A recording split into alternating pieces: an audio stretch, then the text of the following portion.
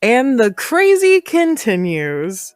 Hey guys, it's CL, and welcome back to my YouTube channel. I make brand new Critical Role recaps every Monday at noon, and would be happy to have you join the party. If you haven't already, please don't forget to subscribe and hit the Bertrand bell to be notified of future videos. Now, without further ado, let's discuss the 42nd episode of Campaign 3 of Critical Role. The episode picks up fresh off Bell's Hell's victory, I guess, over the Savage Spirit. After a fun night of streaking, our heroes awake and call for their airship, the Silver Sun. While waiting for Captain Xandus and their crew in the canopy below, Orem becomes Spider-Man while testing out his new vine shot trick he gained from his newly enchanted sword. He can now shoot a vine from his hand, I guess, that's 15 feet long. That's super cool. Ashton trains a bit with Annalyn to learn some hammer tricks. FCG learns to skin and cook a rabbit, not worrying at all. And Laudna approaches Fern with the request to learn how to produce flame. Telling her to picture fire and hot things as she rubbed her hands together, Laudna is apparently a prodigy as she produces a fireball spell and burns the shit out of her friend. Proud of her student, Fern apparently thinks she's a master teacher and for the rest of the episode goes by the moniker Professor Calloway. There also seems to be something brewing between Professor Calloway and Manon, and he singles her out to make sure she comes back and visits the tribe one day. The rest of the house can come back too, if they want, I guess. And our party finally travels via skyship towards the long-awaited Eos. While on the Silver Sun, FCG attempts to begin baking Daddy Esteros' ginger cookies with the help of the very lovable bugbear chef Denalia, who has the best NPC voice. And Orem and Chetney share a sweet moment where Orem gifts the wolf, a wolf made of wood that he's carved, and finally names his blade Seedling, the Wayward Pilgrim. But soon the hell spot Lake Quran, and at its center, the City of Flowing Light, Eos. Looking sort of like a 3-tiered cake, I guess.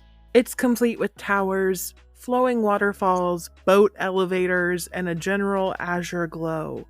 I want to live here. This is the place in Exandria for me. It gives water-type gym vibes in the Pokemon games, and I'm obsessed with it. Their ship docks at the Lake Cap Skyport and Lounge, and they're greeted by Port Captain Lirios, who's sort of a New Jerseyan-sounding Violet Beauregard from her Willy Wonka-inspired blonde bubble helmet hair. The party let loose and take in some drinks, merriment, and gambling. Chetney clean sweeps that night, and during the blackjack game, 4 of the group roll 21. Like, what are the odds? While Letters and Professor Calloway go and try to get a comped presidential suite downstairs. Spoiler, they don't. Imogen does some peering into minds, and we hear some potential plot threads around the city that may have been infiltrated by Stratos spies, and that there's something potentially dangerous in the water that has troubled some fishermen. Maybe after the solstice in a couple weeks, we can come back and finish some of these side quests. Before bed, the group meet Landon Crishall, a guiding hand of Eos, aka a glorified tour guide, with floofy matte-level hair. Agreeing to meet up with him tomorrow, the Hells kick back in their definitely paid-for suite. Imogen sneaks out and flies high into the night sky in order to have a conversation with her mother. She still won't reveal her location to her daughter. From the conversation, we can gather that the woman probably isn't an Eos. Disappointed, the witch returns to her room, and after a night of the fish squirts, Bell's Hells awake, and join Landon Crishall on a tour of Eos. It's cool how most of the citizens of the city are those of Orcish descent, and the population's quite erudite. I think that's awesome since most media that portray orcs, they're kinda looking dumb with a finger and their thumb. Sorry, they're just not portrayed very brightly. Landon Crishall leads them to the Dominion Ring. Is it just me, or whenever they would say ring, did anyone else want onion rings? Just me? Okay. And takes them to the seminary. However, before they can enter, they come face to face with FCG's eternal rival, Shithead. What did you guys think of the episode? They've really been going crazy lately. So much humor and chaos, this was the equivalent to a shopping episode. What did you think of the city? I'm excited to maybe learn more about these bioluminescent creatures that make the city glow blue. If you lived in the world of Exandria, which place would you want to visit most? Or settle down? Leave it in the comments below. I'm really digging the Las Vegas but make it elegant vibes that are going on here. What do you guys think they'll learn from the Grim Verity?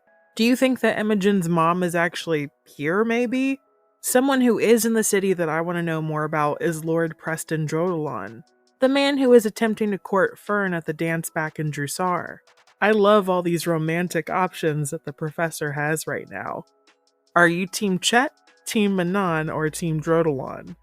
If you haven't already, please don't forget to like the video and subscribe, and check out my recaps of Campaign 3 on my channel. Thank you so much for watching. Stay safe out there. Good day, my friends.